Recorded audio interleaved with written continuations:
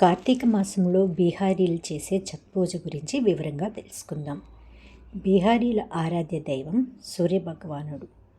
ఆయన అనుగ్రహం కోసం చేసేవి ఛత్ పూజలు. బీహారీలు భాస్కరుడి అనుగ్రహం కోసం 4 రోజుల పాటు చేసే ఈ పూజలు తెలంగాణలో చేసుకునే వ్రతాల్లాగే ఉంటాయి.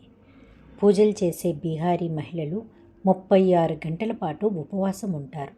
కనీసం మంచినీళ్ళు కూడా ముట్టకుండా నిష్ఠతో ఉండి దేవుడిని కొలుస్తారు. ఛత్ పూజల్లో ముఖ్యమైనది సూర్యుడికి నైవేద్యం పెట్టడం.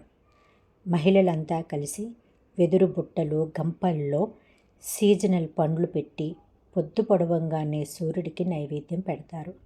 కోరికలు తీరాలని, కష్టాలు దూరం కావాలని కోరుకుంటారు. ఉదయం 3:30 గంటల నుంచి 5:30 గంటల వరకు, సాయంత్రం 4:30 గంటల నుంచి 6:30 గంటల వరకు మోకాళ్ల లోతు నీళ్లలో నిలబడి సూర్యదేవుడిని ఆరాధిస్తారు. సూర్యభగవానుడి కరుణ కోసం కార్తీక మాసం నెల రోజులు పూజలు చేస్తారు.